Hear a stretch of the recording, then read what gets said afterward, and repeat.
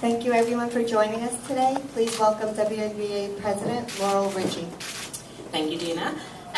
First, I'd like to say congratulations to owner Michael Alter, to Coach Pokey Chapman, and to the entire Chicago Sky team for what has been an absolutely spectacular season, ending with the best record in the Eastern Conference, and then advancing to the postseason for the first time in the history of the franchise. So to all involved, I just say job well done.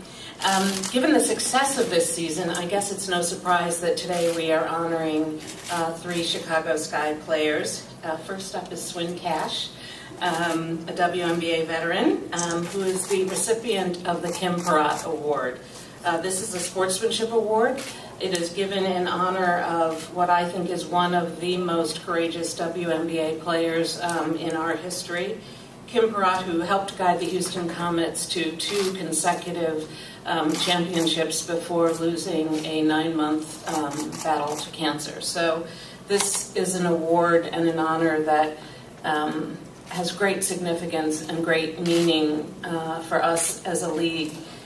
We honor a player who displays what I think Kim so beautifully displayed, which is ethical behavior, fair play, and sort of the highest standards of integrity. So for me, it is an honor to bestow that on you, Swin. I will say that this year's Swin Cash is sharing the award with Tamika Catchings. We had 2 players who tied in the tallies, but in my book, if you can recognize sportsmanship twice in 1 year, that's a good thing rather than a bad thing. So, Swin, congratulations.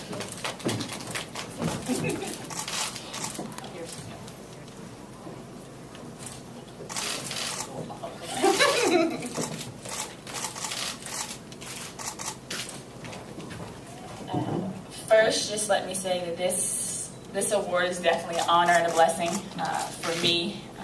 Being a player that grew up and had the opportunity to see Kim Peratt play the game, to see her interact with teammates, it is a very special award. She was an unbelievable emotional plug. She was a great teammate, and to hear the stories from players like Coop, like Swoops, like Tina Thompson, this just goes a long way. I also like to thank the sports writers and everyone that actually, voted for this award. It means a lot. It came out of left field for me, to be honest, and so that's why I think it's such a humbling experience. I also like to thank the organization and my teammates for letting me come here to Chicago and really just step into a role of not only leadership, but just trying to be that glue for our team. And so I hope that I've been able to lead by example and really help put our team in the best position to have success. So this is a great award to my family, friends, and everybody else. I think it just reflects back to how my mother raised me, and it says, to whom much is given, much is required. So that's what I live by. Thank you very much. Next up is Sylvia Fowles, who is receiving the league's top defensive award today. This is the 2nd time in her WNBA career. It's funny, when you think of Sylvia, and I think when other players think of Sylvia, they would probably say intimidating in the paint, sort of dominating on the boards. Sylvia has earned 3 Player of the Month awards. She's led the league in rebounds and ranked 2nd in block shots.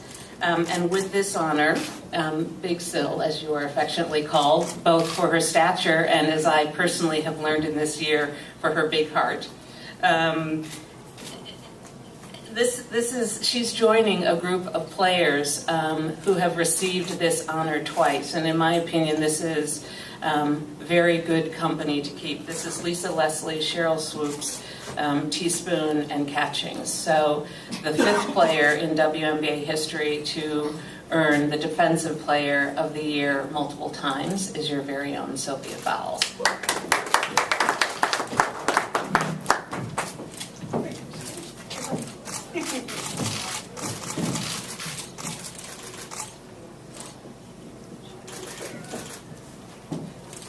Thank you, WNBA. Thank you all for having me here.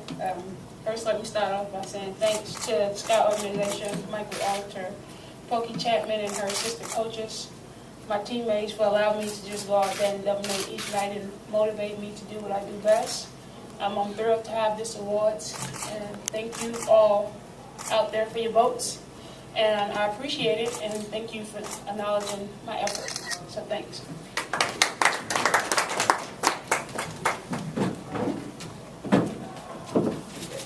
I dropped an award last year, so I have to be very careful this year.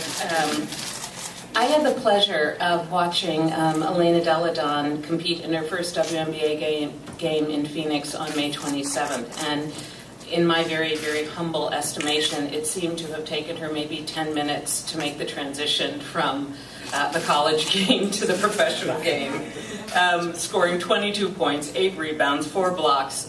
From there, she never looked back. As the season unfolded, she scored double digits in 28 of the 30 games in which she competed. She swept the Rookie of the Month award. And she was the first rookie in the history of the WNBA to receive the most votes in the balloting. By the end of the season, Elena had led what I think was a very heralded 2013 rookie draft class. She led that class in points played, in minutes played, points scored, percentage of free throws, and 3 points made. And then just to sort of round it out a little bit, she went on to enhance her rookie stats by holding the number 2 spot in rebounds and block shots. And I think the only word to say at the end of all that is wow. So please join me in congratulating Elena Delle Donne, the unanimous choice for the 2013 WNBA Rookie of the Year.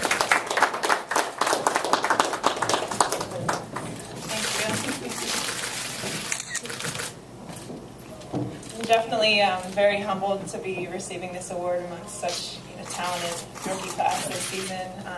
Obviously the transition's a bit crazy coming right out of college, jumping into the league, but I really have to thank the organization, Michael Alter, Coach Chapman, and then of course my teammates, especially the 2 sitting on my left. They've made this transition very easy for me, helped me along the way. I have some great leaders that have really just taught me the ropes. So it's been a lot of fun, but now it's time for playoffs, so we're excited and we're ready to go. And also thank you, obviously, to those who voted for me. We'll now open it to questions. Please state your name and affiliation.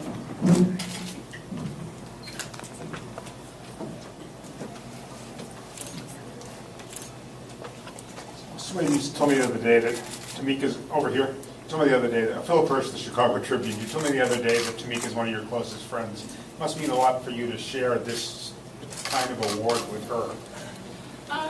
Yeah, Tamika's not only a great, player, but also a great person. And we've had the opportunity to play on multiple teams.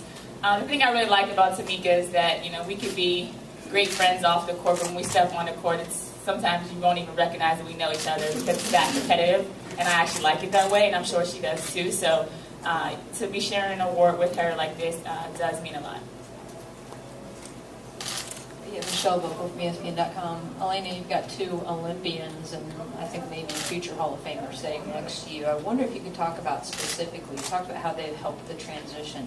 Specifically, what are the things these 2 have helped you on both offensively and defensively that have been sort of challenging going to the program?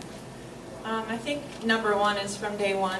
They never treated me like a rookie, and that was huge to me because then I didn't think of myself as one. So having leaders like that who believed in me, maybe even more than I believed in myself, coming onto this team really meant a ton to me. And then from there, every single day they're talking to me in practice, they're teaching me, they're giving me so many pointers just to learn. And they're amazing role models to look up to. I've looked up to them, throughout my entire basketball career, and now to be their teammate is an incredible feeling.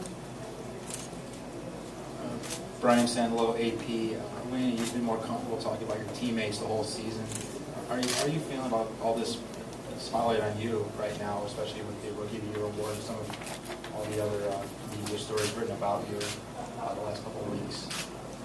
Truthfully, I talk about them because the individual accolades and individual success doesn't come without them. And they've helped me rise to the occasion game after game, practice after practice. So I'll continue to talk about them because I owe them a ton.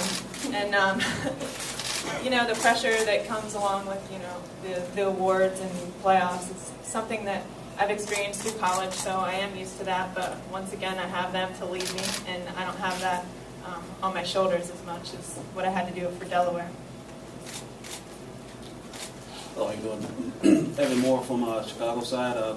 Question I have is, since it's going to be the Sky's inaugural playoff run, what do you think about people who are now getting into women's basketball who probably didn't give it a second look before, and now they see what you all are doing, and now are pretty interested? I'll take that one because I had an interesting situation happen this morning. I actually went past IHOP after our shoot-around, and I actually ran into two women who drove up here from West Virginia. And it just kind of threw me because obviously I'm from Pittsburgh and I know how far that is. But they literally said, we started watching the Sky this season and we had to come see you guys play. This was the first playoff game. So if you look at not only women's basketball, but the WNBA and how we've started growing our fan base, not only here in Chicago, but throughout the league, I think that really exemplifies where we're taking this to the next level. So it's not just we're getting fans here in Chicago and we want more fans to be here. Of course, we want to pack the place, but I think our span and the brand is starting to grow even in places that don't have a WNBA team like a West Virginia.